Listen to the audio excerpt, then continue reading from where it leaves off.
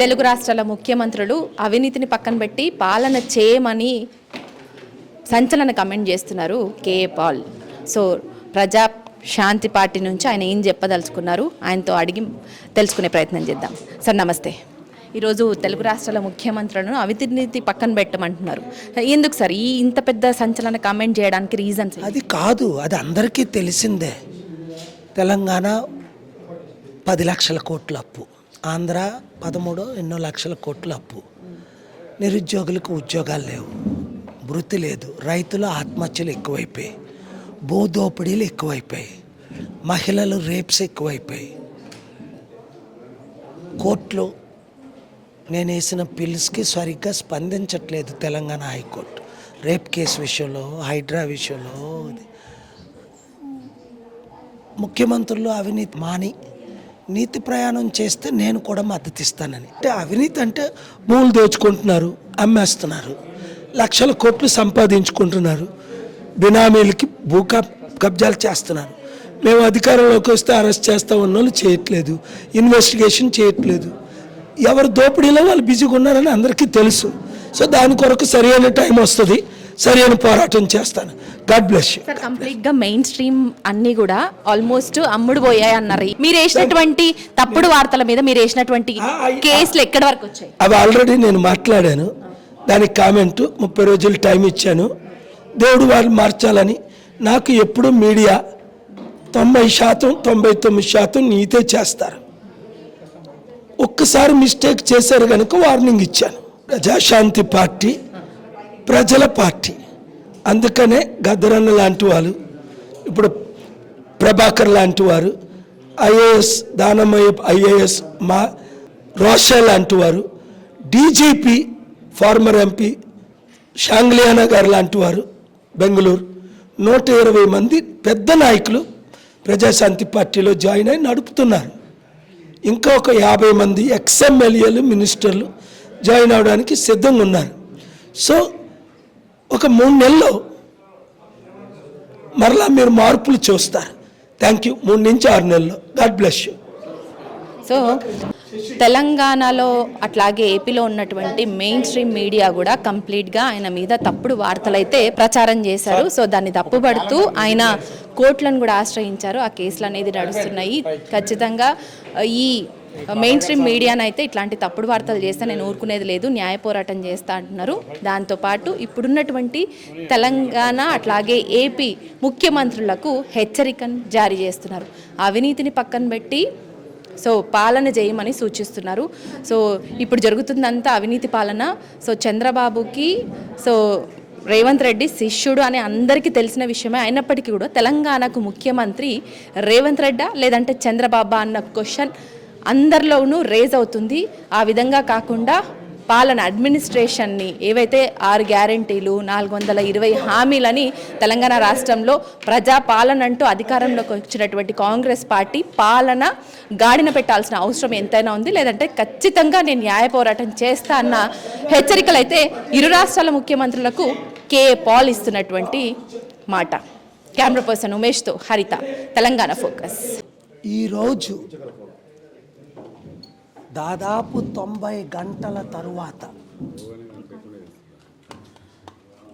American బాబు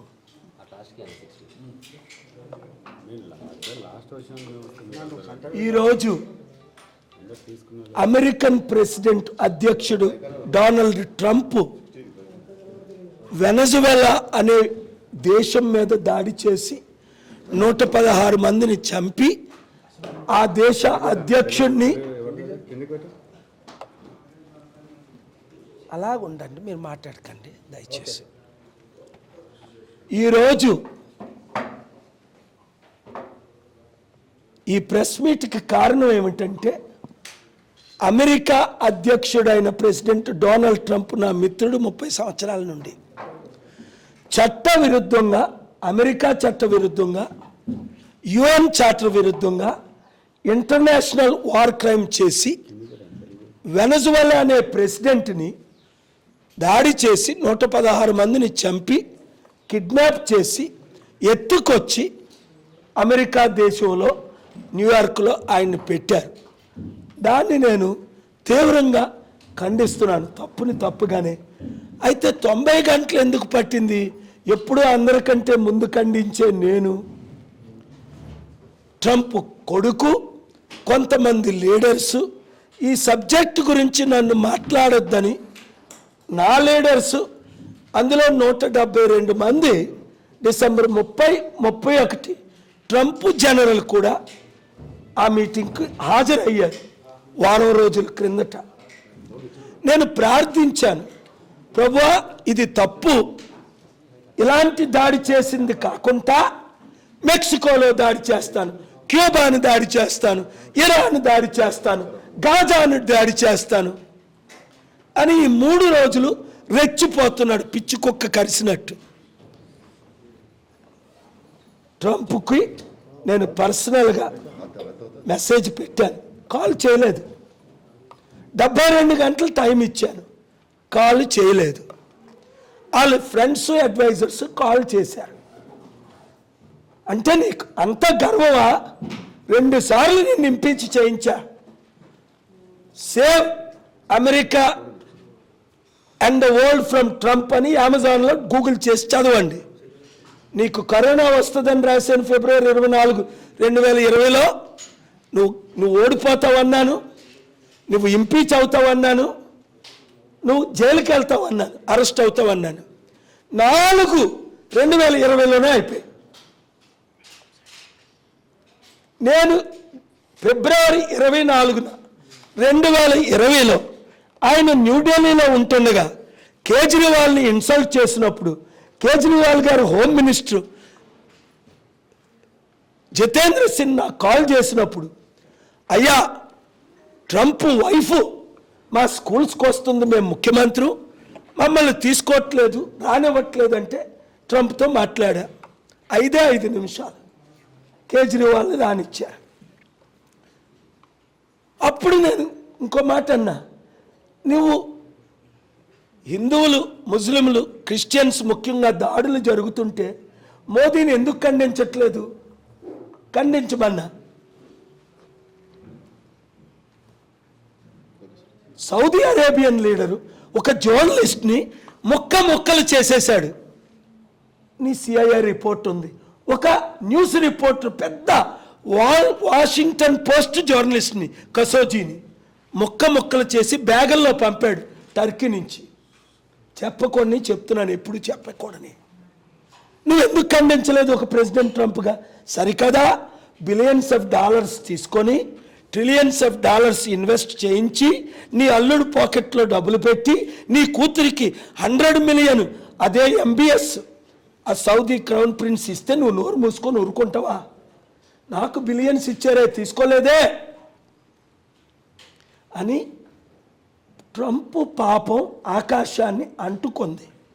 2024లో ఒక గంట మరలా నన్ను గెలిపించండి అంటే 7 రాష్ట్రాలు తిరిగి, TV9 కూడా ఉంది, క్యాంపెయిన్ చేశాను 24 మరలా మారాడని. ఉజ్జల్ వచ్చి రిపోర్ట్ చేశాడు అక్కడ న్యూజెర్సీ నుంచి.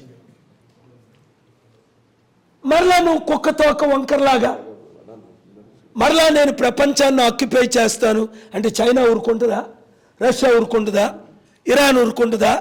ఇండియా ఊరుకుంటుందా? నార్త్ కొరియా ఊరుకుంటుందా? ఇంకా తప్పక డాక్టర్ల వాయిస్ లేదు, మీరు మాట్లాడొద్దన్నా. ట్రంప్తో మరలా నాకు మీటింగ్ ఉంది, అది క్యాన్సిల్ చేస్తాడేమో, చేస్తే చేయని. అయినా జనవరి 13, 17 ఇంపార్టెంట్ సమిట్లు ఉన్నాయి అమెరికాలో. కాంగ్రెస్ మెన్, సెనేటర్లు నన్ను హోస్ట్ చేస్తున్నారు. క్యాన్సిల్ చేస్తారేమో, చేసినా ఎప్పుడూ మెడవంచను నేను, ఎప్పుడూ ఎవరిని డోంట్ కేర్ చేయను నేను. ఈరోజు నేను నా స్వలాభాల కొరకు నేను అమ్ముడుపోతానా? నా ఫ్లైట్లు గ్రౌండ్ చేశారు, మళ్ళీ రివైవ్ చేస్తామని మాట ఇచ్చాడు ట్రంప్.